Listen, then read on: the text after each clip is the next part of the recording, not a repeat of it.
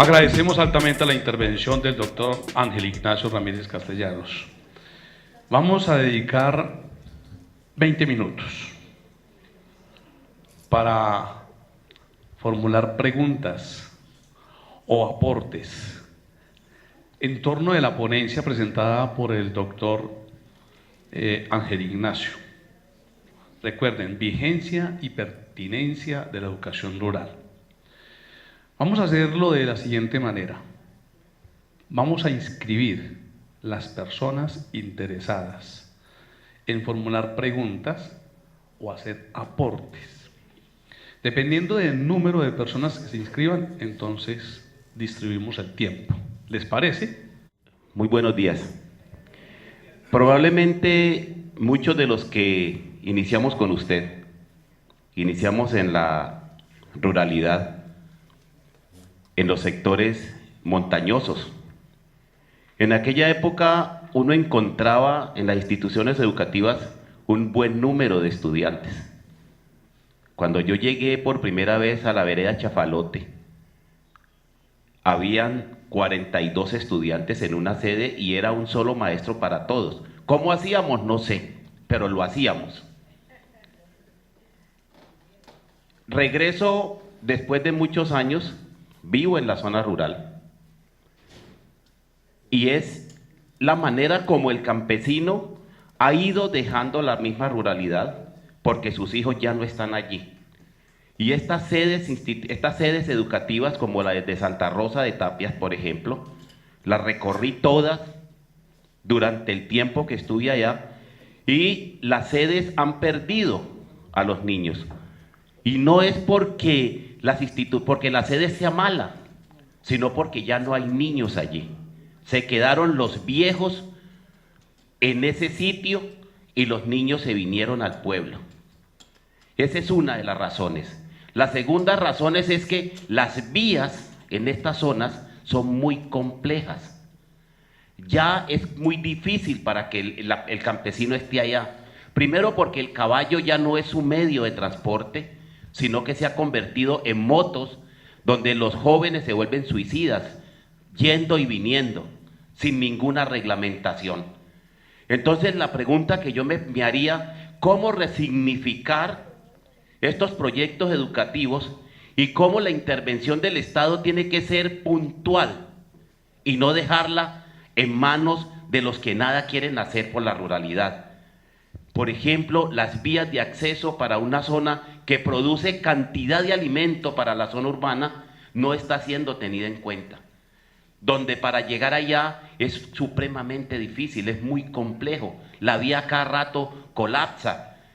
A veces los derrumbes hacen que usted no pueda sacar su producto y quien va de la zona urbana a la ruralidad le proporciona al campesino un racimo de plátano, un racimo de banano por 5 o 6 mil pesos, cuando acá solamente por un kilo le tiene que pagar 2.000 y 3.000 pesos.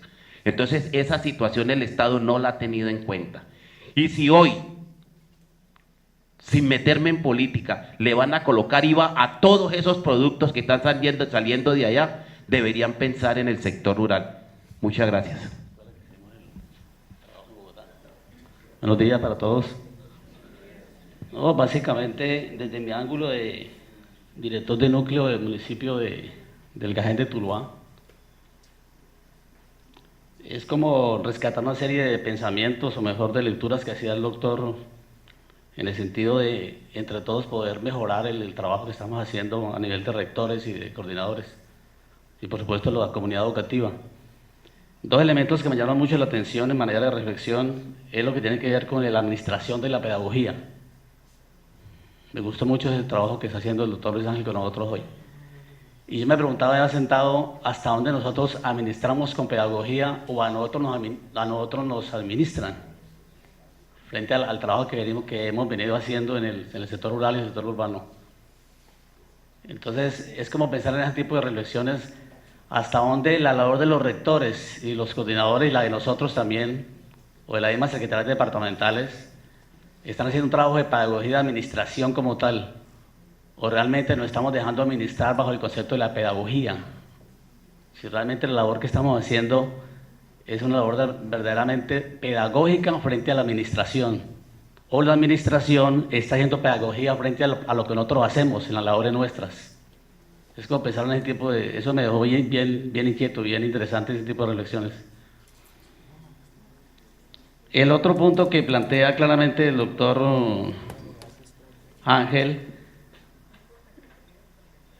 y bien interesante, es lo que él plantea frente al escenario de las inteligencias individuales y no hacemos un trabajo de inteligencias colectivas. La reflexión en ese sentido y la invitación es hasta dónde la labor nosotros como directivos docentes, llámense directores de núcleos, supervisores, secretaría de educación, rectores, coordinadores y docentes, estamos haciendo un trabajo de colectividad frente a nuestros procesos.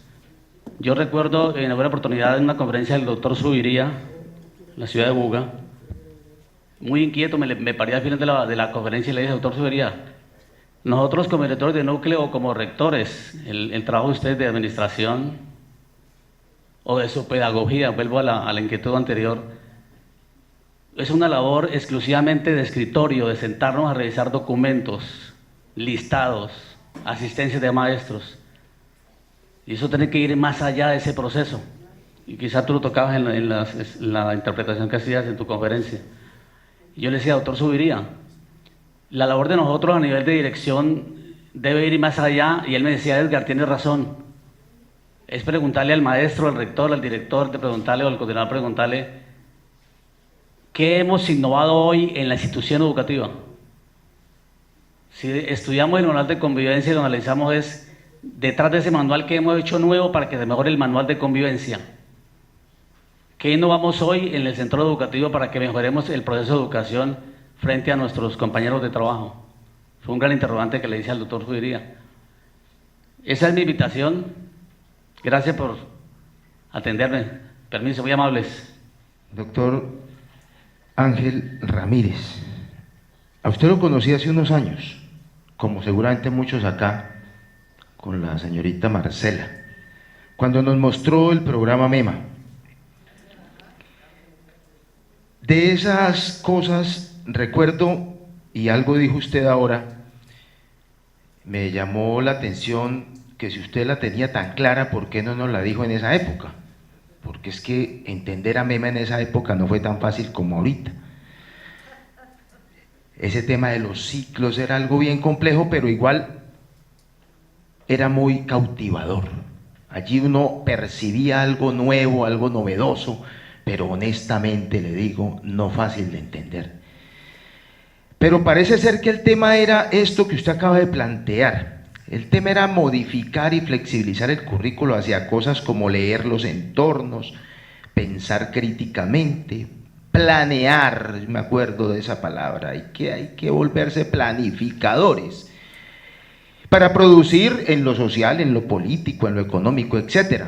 Ahora, creo, a menos que esté equivocado, vengo a entender MEMA cuando ya no estoy en el programa, pero puede ser útil.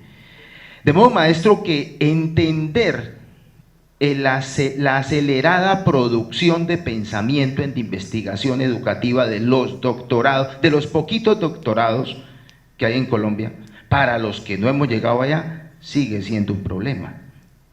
Ojo que la aceleración no solo afecta al estudiante, afecta también al docente. Y en ese sentido, hago la siguiente reflexión. La escuela tiene como misión esencial y función social educar y formar. La escuela lo hace o lo concreta, y esto ya lo digo yo, en el currículo. A lo mejor lo han dicho otros y lo he leído y se me olvidó, pero ahora no me acuerdo. El currículo debe ser flexible, pero además debe soportarse en el contexto. La rigidez, y lo decía Fernando Forero, la rigidez curricular es muy cercana o tiene mucho que ver con el tema de la calidad. Pero resulta que la escuela, la educación, el currículo y todo eso, finalmente lo hacemos los maestros. Eso no se hace solo. Entonces, profe, allí quiero dejarle una primera inquietud. ¿Sí? La escuela educa, la educación se hace con currículo, pero el currículo lo hace el maestro. Entonces, ¿cuál es el problema? ¿Sí? En su opinión. Ahora, finalmente, en muchos documentos, pero especialmente en los documentos que publica el programa PER, no sé cuántas veces lo leí, pero dice muchas veces, el problema de la educación rural es que no es pertinente. Y aquí lo estamos volviendo a decir. Y no es pertinente porque desconoce el contexto. Pero ahora viene el doctor Ramírez y me dice, es que el contexto es etéreo, el contexto es abstracto, hay que pensar en prospectiva.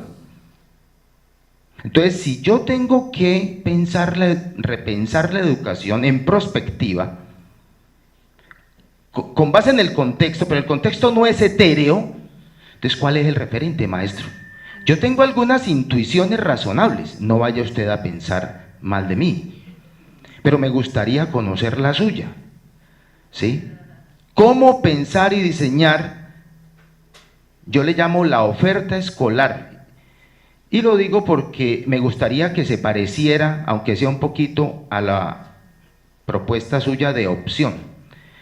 ¿Cómo pensar y diseñar la oferta escolar anual, bianual, trianual en una institución educativa en un contexto que ahorita me dio por llamarle hiperdinámico, acelerado, casi que imperceptible? Si lo percibo hoy, mañana ya no es. ¿Cómo pensar esa educación rural contextualizada si ese contexto no me es posible atraparlo? Y si lo llego a hacer, mañana ya no lo tengo. Probablemente sea lo que dijo el maestro, me adelanto finalmente a tirar esa hipótesis, lo que hay que enseñar es a leer, probablemente. Muy buenos días para todos.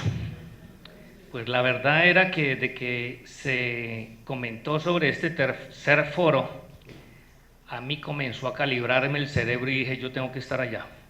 Nosotros deberíamos de estar hoy en el congreso que tenemos de directivos docentes, pero para mí es más importante este.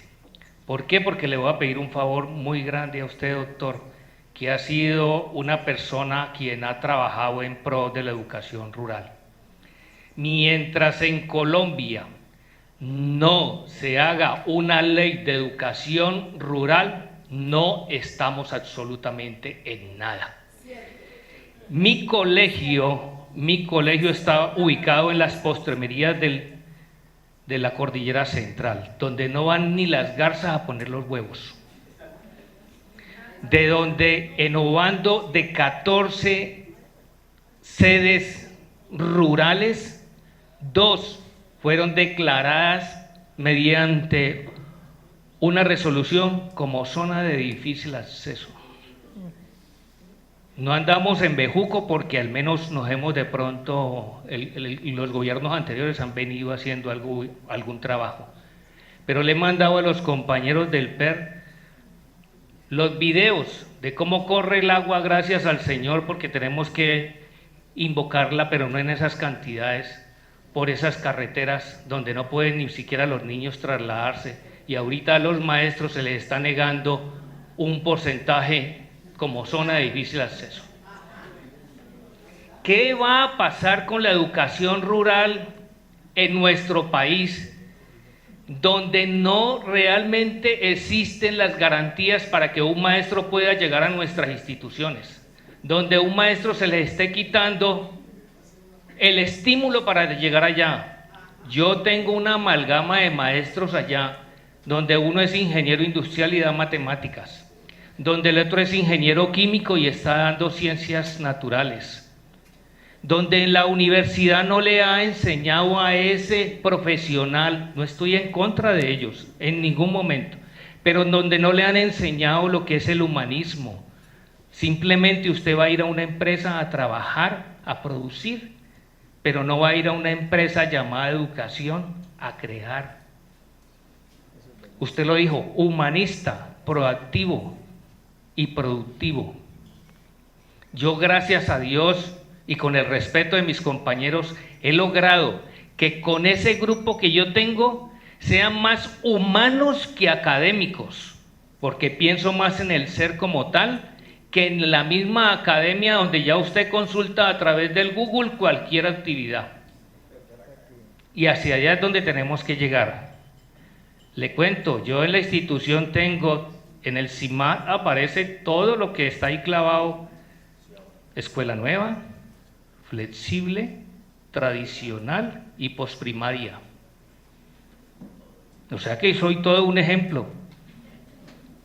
Pero un maestro que tiene que ser catalogado mediante una relación técnica donde tenemos estudiantes de 0, 1, 2, 3, 4 y 5, con 25 alumnos, el maestro tiene que volverse todo un completo experto. Si nosotros tuviéramos una educación rural, una ley de educación rural, primero, llegarían a nuestros colegios docentes capacitados y exclusivos para ese tipo de educación. Tendríamos un sistema general de participaciones donde él estuviera colaborando más a la ruralidad que a la parte urbana, y donde el 47%, óigalo bien, de la educación rural de nuestro departamento, 47% en las instituciones que tenemos, el Valle del Cauca ha sido declarado como educación urbana. Entonces es bien importante que nosotros comencemos, antes de irnos, porque nosotros ya estamos que nos despachamos, de que en el Valle del Cauca se determine la educación rural y se determine la educación urbana para que nuestros estudiantes sean juzgados a través de unas pruebas, saber diferente a la parte urbana y a la parte rural. Le dejo bien claro que usted es nuestro baluarte donde va a llegar, para que a través de la educación que usted está impartiendo en estas conferencias sea el caballito de batalla de la ley de educación rural. Muchas gracias.